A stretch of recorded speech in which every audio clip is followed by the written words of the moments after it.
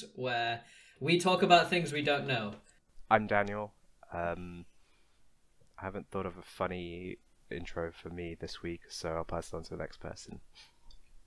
Hi, my name is Jacque. I am a charity doer, a social mobility activist, and a amateur map maker. I'm Sid. I'm a PhD student in astronomy at the University in Heidelberg. Hi, I'm Sammy. I'm a PhD student in high energy particle physics. Unlike Daniel, I do have a catchphrase: there is no ethical consumption under capitalism.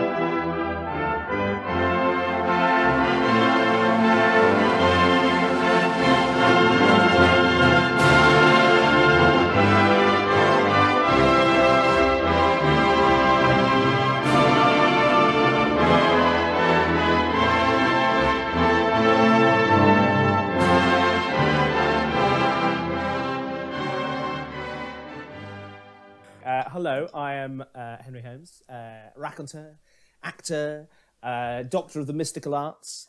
Oh, by the way, Jacque, I had no idea you were into cartography. That's really cool. Yeah, that's pretty cool. What are you doing? Not like pro stuff, but I know that you were into map making before, because I've seen some of your made maps. No, but there's this charity called Missing Maps, and they do like humanitarian work. And yeah, it's cool to like just in your downtime to just draw around buildings, but it's normally just looking at like really bad satellite pictures and just circling around pixels that might be buildings. So basically, if there's like a tsunami somewhere and emergency services have to go in, it's really handy for them to know how many people live in that area, where are the like main access roads and stuff. So basically, how it works is various people for various reasons need maps, right? So they tell us which area that they want. We split that map into like grids, and then people can circle around various features depending on what's relevant for that project, right? Some of that data is then taken to like supercomputers, where like machine learning is done to kind of learn how to automatically make these maps in future, right? So that is being worked on. It's not perfect yet. They've actually developed this Tinder style app, right? So your phone will show you this image, and it'll have like a few buildings which have been circled around. You can then validate it, be like, yeah, that's right, or you know, there's a few things you've missed off here, and then you can fix it, and then that goes back into machine learning stuff. This is why software engineers are paid what they are. Just because they're much smarter and know how to deal with dumb people like us. How do we make categorizing buildings on maps interesting? Hey, let's write this Tinder style app. The whole thing. So, Jacque, you said you were getting quite good at this. I'm not. I mean, it's actually quite difficult because most of the time you are looking at just like really bad data, right? So you are just staring at just random pixels, and you just have to kind of guess. Yeah. I mean, I just want to let our audience know that if they sign up to our Patreon, to the highest ranking, where you give us £10,000 a month, you actually get one of Jacque's maps. Support our Patreon so we can pay our editors in these unprecedented times. Damn it, guys, we're not meant to mention the event. The event. This is a distraction from the event. Do not think about the event. No. I was going to say, to be fair though, Daniel, at this point we are allowed to talk about the international pandemic, because now we're distracting from the other event, which is the fact that there are enormous riots going on all over America. So, like, or the other event, Dominic Cummings needed to test his eyesight. Oh, we can't talk about that. No, we'll get shut down. Don't we all need to test our eyesight Yeah. sometimes, guys? I can't understand why everyone's giving this guy such a hard Yeah, time for going out and for a drive to a castle. Just a few 100 miles. A few 100-mile drive. Well, you know, you need to go for just driving for a few miles. Well, you know, anyone can drive for a few miles. Even if you can't drive, or if you don't have good eyesight, you can drive for a few miles. It's only in those high digits where it really matters. And, you know, a few 100 miles, and then you can be like, yes, my eyes are working. I genuinely just don't understand the logic happening there. Like, how can you say that out loud? You know, like his excuse makes less sense. I mean, they're so used to lying that their excuse not making sense doesn't really matter. That's You know what's my awful thing at though this point. is what he did was technically legal. See, I don't get that. Why? Yeah, Why? like on a very like if in the letter of the law, I can't remember why, but I did read about it, and it went. It's not moral. It's not responsible. It's also not setting a good against example. his own government's guidelines. So No, it's against guidelines, but it's technically not illegal. But you do just wonder about the dubiousness of that statement, given that the government did have to drop cases against 14,000 people. Yeah. They were prosecuting under their own guidelines because of what Dominic Cummings did. It's like literally, oh shit, we have to change the law, you know, or at least our interpretation of it. Yeah, because I think it was we're breaking it. You know, I think it was a matter of interpretation where you go, well, that's clearly the interpretation that we've been going with, but now he's done that. Well, you could interpret it a slightly different way, so it is technically legal. Should we start our first question? So, Daniel, where's the best place you've ever travelled to? Actually, the question is, what's the most interesting place you've travelled to? Yeah, it could have been a war zone. Might not have been great, but it was interesting. When I was writing the question, I kind of meant on a touristic way. Any place, big or small, I think it's interesting. If you want to say the continent of South America. I've never been there. I would be going there next month, but nope, that's been cancelled. I can imagine. Yeah. Well, Jacque, you're an amateur cartographer now, so maybe you could enlighten us with some of the places you found in your travels. I have very rarely travelled, actually. Well, it doesn't have to be big. We used to do a bunch of trips in Exeter. We actually did. I feel like we had some great adventures. It was kind of like just like urban walking and stuff.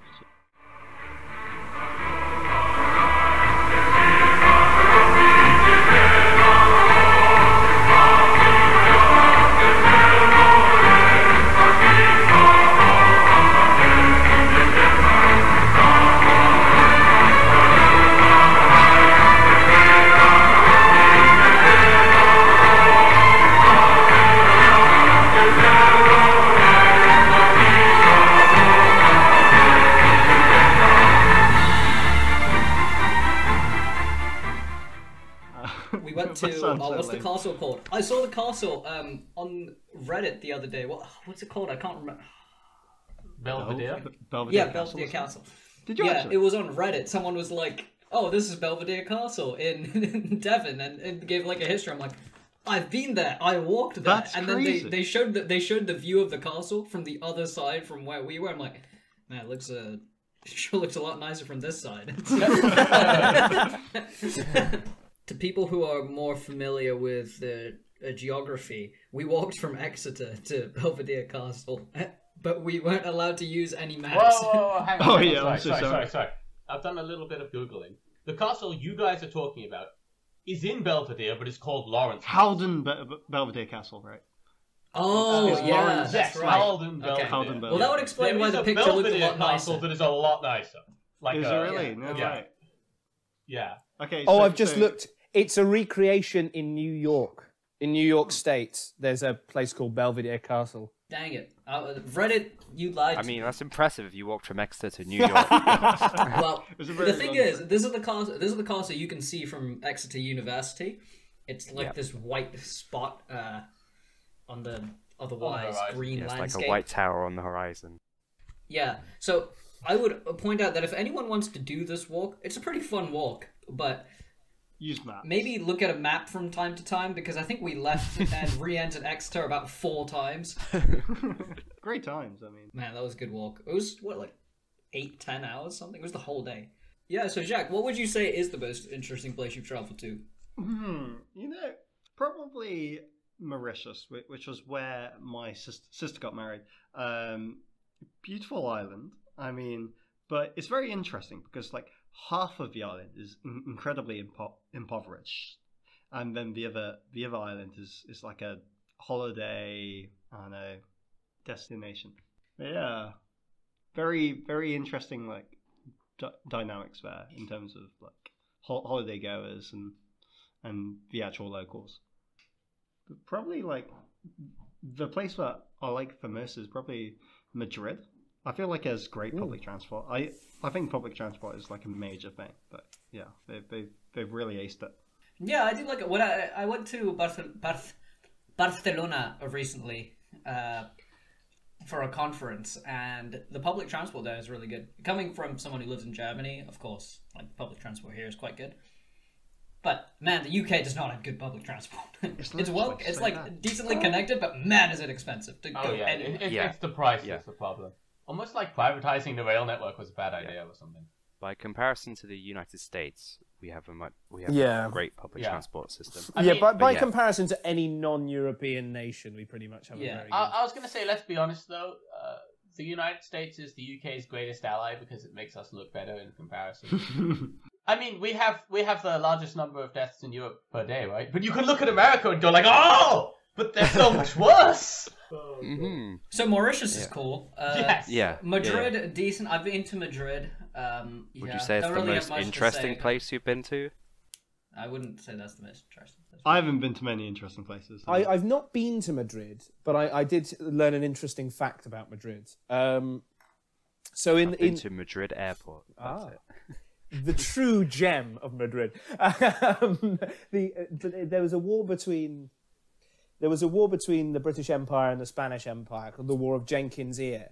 And Britain won the first encounter in the Battle of Portobello, which Portobello Road is named after in London, where the famous market is. But there was another big battle, which the British lost, and the ships went down and they were sunk. But the British were so confident by that stage in the war that they'd already made the medals for winning the battle. But then they lost, and the Spanish looted all the medals, and you can see them in the National Museum in Madrid. And I do think that's quite funny. That is amazing. What about you, Daniel? I'd say most interesting, probably Egypt. Oh. Yeah, Land no, of the to be fair, that is a good answer. Yeah, you can't just drop that. I've never been to Egypt. What's it like? Yeah, so I went to Egypt, and we went on like the tour of like all the historic ancient Egyptian sites, so the pyramids, the Valley of the Kings, Abu Simbel, all that, which were really cool and very like the scale of the pyramids. You just don't appreciate it until you're actually there. Like, so like I came into Cairo in the nighttime, and my hotel was like overlooking the pyramids. So I came in at nighttime, so you couldn't see the pyramids out the window. So I was thinking, oh, they'll just be like a small thing on the horizon in the morning. But then I woke up and then opened the curtains, and like they're like blotting out the whole sky. And I'm like, oh my god. Oh, no wonder I couldn't see anything. Yeah. They're literally in the suburbs of Cairo, aren't they? Yeah, they're right in the middle of Cairo. Yeah, it's crazy. Like, really, you'll look at like if you're looking at the pyramids, like you can just turn around and then there's like a street behind you. Conversely, the Sphinx is a lot smaller than you think it Really? Is it? Yeah. It's kind of like this big, right? About house cat sized. Yeah. No, it's bigger than that. Oh, okay. But yeah, and also like that one is really close. Like there's a wall, and then there's like a housing suburb next to it, immediately next to it. Is the Sphinx bigger than a double-decker bus? I'm just trying to get an idea of scale. Yes, yeah. Okay. But it's not like huge. Is it bigger than the physics tower in Exeter? No, it's not. Okay. Can I get like? Nah, this thing is tiny. So can I get an explanation? So like, I Google Sphinx and I see the Sphinx, then like nothing but like sandy desert, and then a pyramid. So is that just like the one angle and everything? Yeah, that's the one angle Okay. where if like if you move the camera like slightly to the left or right, there's just endless sprawls of housing. Do you think that's quite a conscious decision from the Egyptian tourist board? Do you think that's quite a conscious decision to keep that one angle available? Yes, very conscious, because no disrespect to the Egyptians, but Cairo is a very ugly city.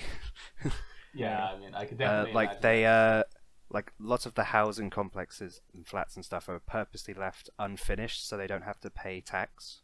What? Oh wow. Yeah, like they're like you only need to pay tax if your building is finished. So they were like, oh no, this is under construction. Don't worry, guys. We're gonna put another floor on.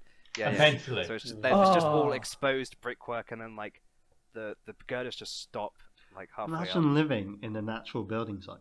That's crazy. What an amazing scam! So Holmes, can I hazard a guess, Holmes, as to what yours would be? Yeah, go The Himalayas. on. I was thinking about the Himalayas, and what Daniel had to say about the sheer scale of the pyramids reminded me of the Himalayas, because you're not. Well, certainly if you're from you've grown up in a European setting, you're not prepared for geography on that scale, because even the Alps are tiny in comparison to the Himalayas. Yeah. Really? Yeah. Oh wow, I thought the Alps were pretty big. So... Oh, I mean, they are big, but in comparison, when you see a Himalayan valley open up, you go, "This valley is how long? Oh, 1,000 miles." Okay, like it's when. And we're going there, are we? It's when. And we're walking. It's like when I was there. It was when I was there. We visited some Buddhist monasteries. One of the groups of monks said, "Oh yeah, the Dalai Lama's in the next monastery down the valley." And we went, "Oh, cool. Let's go and see him." He was like, "Yeah, 700 miles away." And we went, let's not go and see him." I was going to say, similarly to what Daniel was saying, because it's also about a mountain, with the pyramids and that like sudden imposing thing. When I arrived in Geneva, it was nighttime. And, I just you just black skies, you don't see anything. Wake up in the morning at sun, open the window, and you're like, did that mountain sneak there? What the hell? Yeah. So if the Himalayas is even bigger than that, that is, I had that same experience, Sammy. It is gorgeous. I'm changing my answer to Geneva. Geneva's beautiful. Yeah. It is. You know what isn't beautiful? CERN. CERN is, hideous. It's like an industrial But apparently they have complex really good food. surrounded by mountains that are gorgeous. Do you know what though? Industrial complexes don't have to be ugly. The Victorians proved this when That's true. they built water pumping stations all around Britain. But they My had gothic water pumping station. But yeah, they had loads of money left over, so they did them up in Gothic and neoclassical styles. So they've got pillars and various. They're beautiful. It is architectural crazy, gems, and you just go, "Oh, is that what Victorians used to do when they've gone under budget?" They didn't go, "Oh, thank God, we've saved the money." They just went, "Right, Gothic edifice, or neoclassical pillars, or yes, a golden chandelier would really improve the ambience in here." Have you got another answer, Holmes? Well, no, I was just thinking about the Himalayas then. One of the other things that's baffling if you come from sort of a European setting is that I went up to 5K above sea level, so 5,000 meters, and there's no snow. No snow. Really? It's summer, so obviously it's warmer, but there was no snow at 5,000 meters above sea level. During the summer at that altitude, what sort of temperatures are we talking about? I still imagine it's quite chilly. 20 wow, degrees okay. C. It's compared to Europe, it's still quite warm, quite temperate. Yeah. For the people who'd travelled there with me from Brunei, they were finding it quite cold because it's 15 degrees below what they used to. But it's not in a rainforest anymore. And the wind chill factor when it's windy up there is really quite severe. So you do still have to dress up to compensate for that. But the big thing I noticed is just the thinness of the air in terms of the lack of oxygen. I've got to say, some very interesting formative experiences sitting in mud huts with a couple of German people and a bunch of people speaking a dialect of... I don't know what the language is called, actually. I think it's a similar language to Nepalese, but it's what they speak in the Spiti Valley in northern India. So I was just in this mud hut with the village elder, because we'd all split up between huts in this village. You know, the village elders, the people whose hut it was, because for some reason the village elder decided to come and hang out in the hut I was in. I think it was also the first time I'd drunk alcohol, actually, because they passed around this really potent local brew, which I don't know what they made it from. Could have been almost anything, actually. Though you haven't lived until you've been offered a cup of tea, and they go, milk, and you go, oh yes please. And they literally go outside and milk the yak and then come back in. My favourite story from that trip was when you were on the bus. You know, because obviously you weren't walking. Oh yeah. Okay. When you were on the bus and you stopped the bus, and everyone thought you'd just ask the bus to stop to go out and look at the gorgeous view. We're on a glacier at this point. Everyone was just staring at Holmes getting out of the bus, just going, yes. we're in the middle of the convoy, and I just went, stop the bus. Just sort of calmly walked to the front, got off, just sort of stood staring at the horizon over this beautiful vista, this unspoiled glacier that had just been sort of ploughed through by the Indian Army so that the road was back open. And I'm staring across it, and people behind in the convoy, they've all stopped. The head of the convoy stopped, and the guy's got out of the car at the front and is walking back, basically looking like he wants to have a very stern word with me. And then suddenly, just as he's getting to about here, I go, just explode over the glacier. And for anyone who's from India, that is what Holmes thinks of your subcontinent. No, not true at all. India is one of the most. I mean, even Delhi was fascinating as well. Just the heat in Delhi was unbearable. 50 degrees C in the shade when I was there. What about you, Sammy? What's the most interesting place you've travelled to? Well, I don't know if it's the most interesting place, and it's weird because I feel like one of the most interesting places. So one of my favorite experiences while traveling was when I visited the Johnson Space Center in Texas.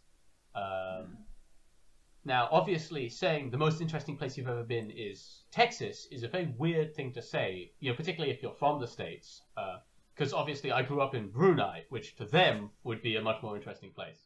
So it's that juxtaposition. But it is also a space center. Yeah, the reason I really liked the Space Center is the way they set up I believe it's called the Rocket Walk. So you do a tour of various buildings. They drive you around in effectively like a chain of golf carts, and you stop at various buildings, you walk through. They tell you about things. There's a lot of cool looking stuff.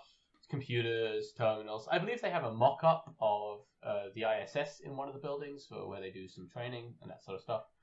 And then at the last part of the tour, they just sort of drop you off and they say, yeah, this is the rocket park. You're free to walk around here for as long as you like. Just at the end through that building, there's a pickup point, and from there, you know, you can just get back on one of these trams and we'll take you back.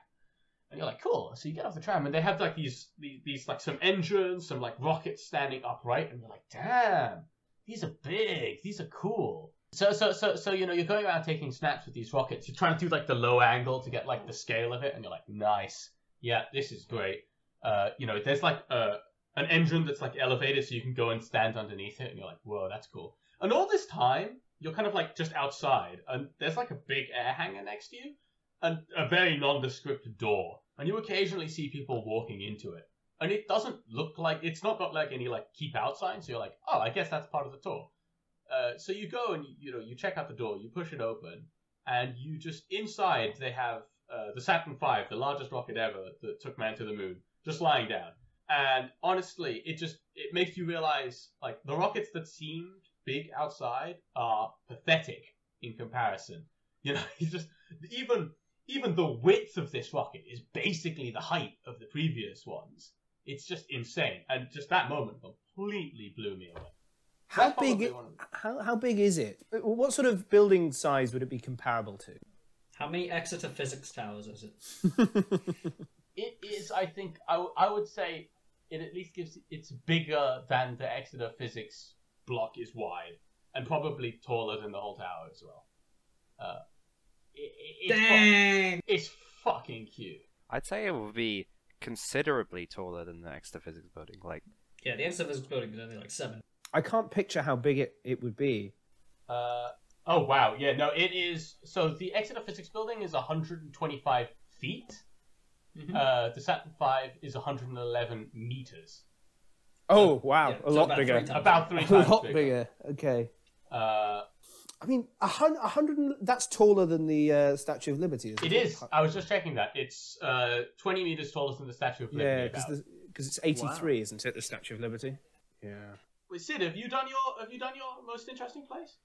I don't remember. Well, I've traveled to a lot of places. It's difficult for me to isolate one as the most interesting. Yeah, none of them were interesting. Sid so is an let's just- international assassin, to be fair, so he has.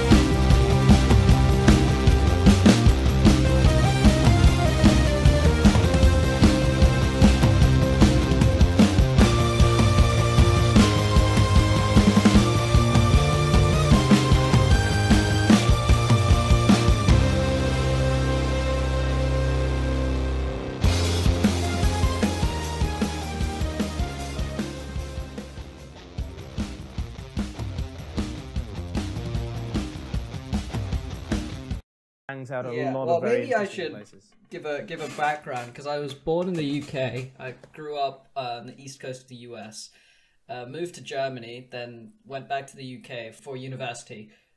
I quite like Singapore. It's a nice city, but also there's lots of nature if you want to go find it. It's very cool. No idea. It's too hot. Oh, That's yeah, the only complaint. So if they could like work on that, make it 15, 20 degrees instead of 33 every day. Would recommend Singapore to any travelers, though I do want to go to definitely. the rest of sort of Yeah, Southeast I Asia. would like to go to Singapore. It's a pretty sweet place. I recommend Brunei, because if you go to Brunei, you'll realize you'll appreciate that your country has things to do. Oh, so what specifically in Singapore do you think is a good thing to do, Sid? So you can go to Marina Bay. That's a nice tourist place, but all of downtown really, because Singapore's so clean, you can basically go everywhere. I mean, it's a small place, you know. If you have money to spend, you can go to Marina Bay again, but also Orchard Road is quite famous. They light that up at Christmas, which looks pretty cool. There are quite a few just random locations that are pretty nice. Like Katong is back from when it was still a British colony, I think. All the houses are still in that style. You look next to it and it's just like modern skyscrapers. But they're like the only non 4 or 5 story buildings there. It's pretty nice. There's a few parks like Fort Canning Park. Sammy and I and Sammy's brother went there. It's pretty cool. It's true, it's a good place. Singapore has a surprising amount of like green space. It's a difficult balance to strike, I think, for whoever is planning in Singapore as well, because it's just so small. Which means But that's why you build up. That's why all buildings, after a certain amount of years, I think 20, they're demolished and rebuilt. Well, Skyscrapers and stuff. the airport is built on the site of the old colonial prison, which is arguably their most historic building.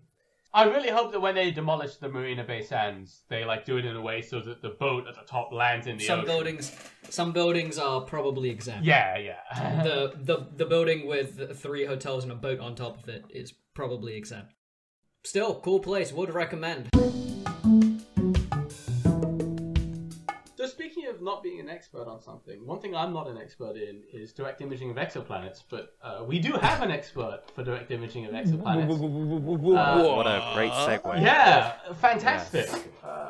Daniel, give us a little background on why you're presenting this today and what it is. Well, I'm presenting it because you told me to. Present the segment. I mean, introduce the segment. So, for context, for people who are listening to the podcast and don't know, Sid is actually keeping us all hostage in his basement and forcing us to record a podcast. Yeah. I have a gun to my head as we speak. So yeah, I'm going to talk to you today about direct imaging of exoplanets, which is what I did for my master's project at the University of Exeter. So I wouldn't say I'm an expert in direct imaging, but I'd say I know more than the average person. I'd say you have an expertise. So to lay the groundwork, I guess. So exoplanet, if you don't know, means a planet around another star that isn't our own sun.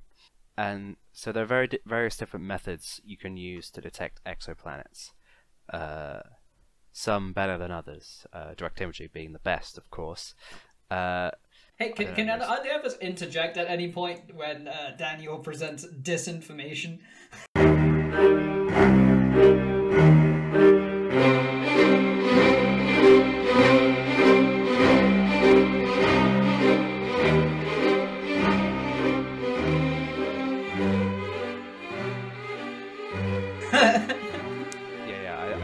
I think, well, I was the one who did a project on direct imaging, so I think I know. Oh yeah, sorry. We're never taught about any exoplanet detection methods, my bad. The first and probably most common detection method is a transiting method. So that's when the planet goes in front of the star relative to Earth. So when you're observing it from Earth, you see a slight dip in the brightness of the star, and you can use that to infer the presence of a planet. And also how big it is. Yeah, and other properties. Presumably, that only works if the planet's extremely large anyway. Exactly, yeah. It's very biased to large planets that are very close to their host star. It obviously has a secondary downfall too, which is that the planet has to happen to orbit in the right plane. In the right plane. We have to be able to see it because not all stars and planetary systems are in the same inclination to the Earth-Sun system. It only transits if we literally see it pass over the star, and it might not be a pretty transit either. I mean, it might pass over the top of it. Is it possible for you to have planets orbiting in multiple planes around the same star? Yeah, like Pluto orbits at an inclination to the other planets. But it's not a planet because Pluto is a loser. No, Pluto's a dwarf planet, yeah. Other methods, we've got radial velocity, which I guess means nothing to people outside of astronomy. Yeah, so that's basically where you look at the star and see how it's wobbling. Velocity, yeah, it wobbles basically. So I'd say it's pushed back and forth by the planet's gravity. And that back and forth motion in the star is detectable in a change in wavelength of the star's light, right? Due to redshift. If you just think of the Earth-Sun system and isolate that, we don't necessarily orbit around the Sun. I think But we orbit around our common center of mass, right? Between the Earth and the Sun. Okay. Obviously, because the Sun is so much more massive. It is much closer to the Sun. Well, it's inside of the Sun. Yeah. So, essentially, you have a spectrum of light, you know what the star looks like, and you know what its rest wavelengths are. And sometimes, like, the entire spectrum will be shifted left or right, roughly in wavelength space. So everything will be a lower or higher wavelength. And lower being red and higher being blue.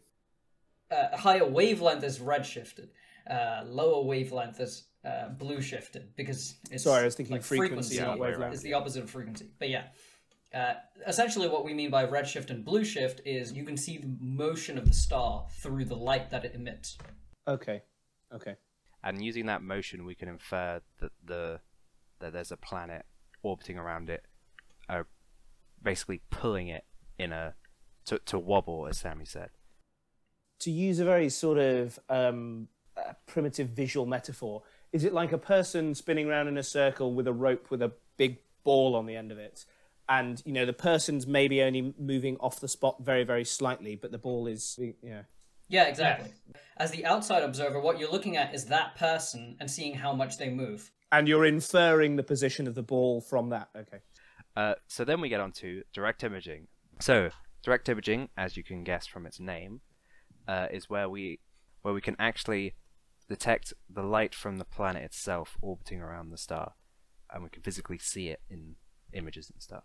Yeah, so these planets are obviously so far away and orbit much closer to their star relative to the distance between all the other stars that if you were to just point a telescope at that star and look at it, you wouldn't see anything. Well, you'd see the star obviously, but you wouldn't be able to physically see anything around it because, one, the light from the star is so bright it will just obscure anything else that's near it. And then two, because if you're using a ground-based telescope, the atmospheric interference will cause so much distortion that even if you were able to block out the light of the star, you wouldn't even be able to see the light from the planet because it would be so distorted. So it's kind of like being on a pirate ship and seeing someone on a boat really far away, right? You can definitely see that there's a person there, but whether you can identify whether they have freckles, who knows? I mean, like, you can zoom in as much as you like. Yeah, I guess if you want to use that metaphor, yeah. So what they need to do to counteract these effects is to use adaptive optics. So first things first, you need to block out the starlight. So you do that using a coronagraph. That's basically, putting it simply, is putting a little thing over the telescope to block out the starlight. So basically you want to have your coronagraph over the top of the star and not over the planet, so you can obscure most of the light. But obviously the coronagraphs themselves aren't perfect, so you can't take out all the light from the star. So there's a lot of residual scattered starlight left over, and that residual starlight is sort of scattered about by the atmospheric disturbance. So you still need to counteract that. And that's where one of the coolest things comes in, which is deformable mirrors. So basically, these things are actually super cool. Yeah.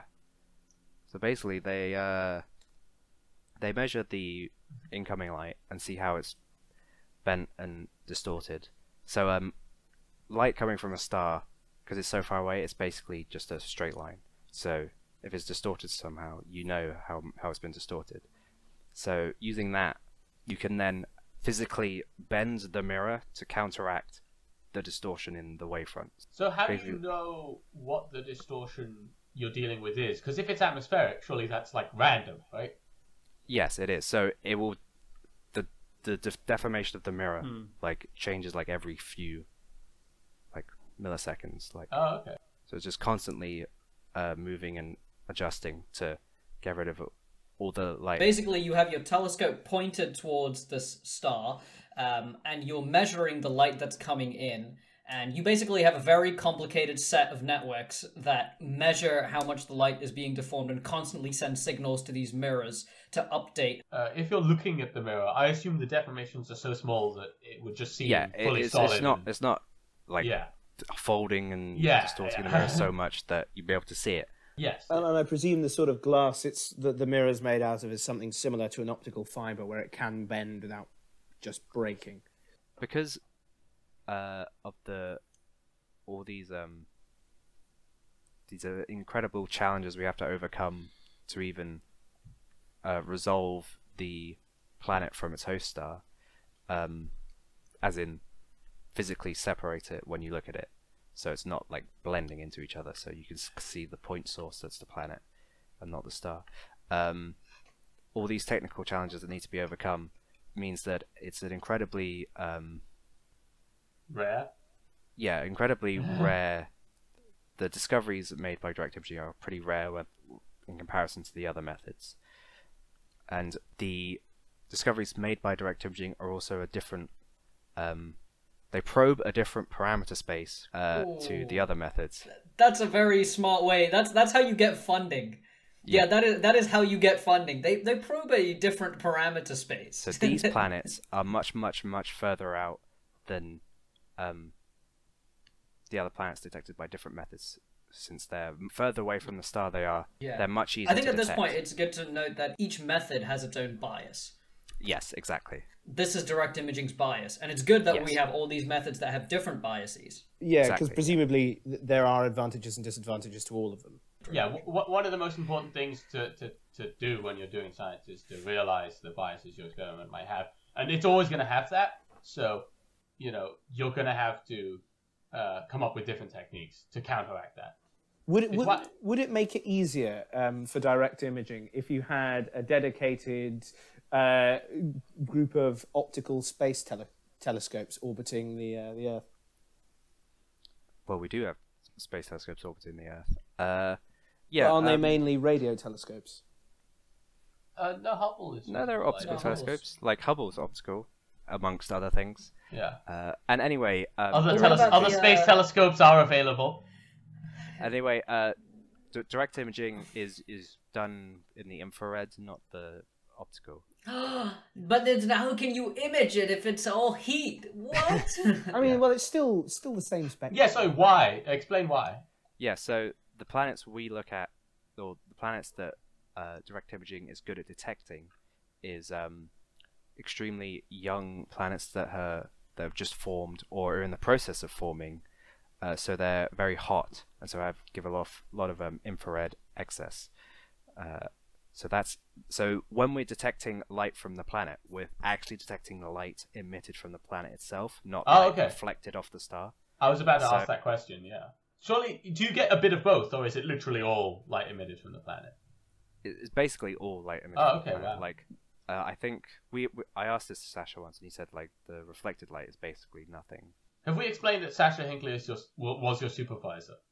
In terms of the light that a very young planet gives off, how much is that for sort of? I don't really know how to frame the question in a.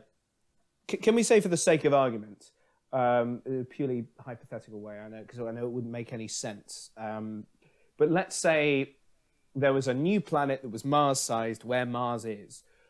Would that give off a comparable amount of light to the sun? No, nowhere near. So even when a planet's very... I mean, Holmes, have you seen the sun? I have. Come on! It's out there right now. But... Yeah, so, yeah. These planets are much, much, much fainter than their host star. So that's why we need all these adaptive optics to get rid of the starlight. So, yeah. So if a planet the size of Mars at the same location as Mars was, we wouldn't be able to see that with direct imaging. No way. The planets we see with direct imaging are much, much bigger and much, much farther out. Like, so far out, they're farther than like the orbit of Pluto. That's how far out they are. And when I say they're big, they're bigger than Jupiter. They're a class of planet known as brown dwarfs. That's a kind of star, isn't it? Yeah, failed star. Exactly. Some of them are on the scale that they might be considered brown dwarfs, which are basically stars that basically don't have enough mass or heat or whatever to actually commence nuclear fusion and become a star. Actually, they commenced deuterium fusion. Deuterium fusion. Sorry. It is another way of looking at a brown dwarf, looking at it as a supergiant gas giant. Yeah. Yes, exactly. Holmes looks flawed that he got it right. so it's that awkward sort of midpoint on the spectrum between actually making it as a proper star and being a gas giant. Yeah. Yeah, and being that we're looking at very young systems, we might even get the opportunity to actually see planets forming, which is what we saw in a exciting new image recently. I don't know if you've seen it. It was making the rounds. It's pretty got the press excited. It's a very, very cool image of a protostellar disk, what we think is a protostellar disk and there's like a source there that has like a spiral around it that we think might be a planet. It's definitely up there with like the ALMA image of the protostellar disk and the black hole event. I think it is an ALMA telescope image, the one that was just released. Yeah, but I mean the OG one that everyone sees. This new image is definitely up there in that high tier. Oh, I mean that's cool. I'm just sorry, I'm just looking at images from direct imaging. They do look cool, to be fair. Well, I was going to say, why don't we wrap up with what you think for the future of direct imaging? I mean, with the advent of the JWST, the James Webb Space Telescope, do you think it's really going to change the field? Hopefully, yeah, once it actually launches, whenever that may be. James Webb Space Telescope is a new space telescope, basically the successor to Hubble, I guess. Yeah, one of its major goals will be to detect exoplanets through a variety of methods, but direct imaging will be included in that. So, would it be fair to say that in the future, direct imaging will become more prevalent than the other methods, as these problems are easier to overcome, or do you think they're going to have just as much improvements and? Yeah, I feel like the challenges that you need to overcome are very I don't know. I don't know if they're insurmountable, but it's. I feel like we could definitely get like Jupiter-sized planets, maybe. Okay. Okay, just to give Holmes some scale of how bad this method is. So about 4,100 exoplanets have been discovered, right? Mm-hmm. So That's confirmed, right? 4,000. Yeah, confirmed.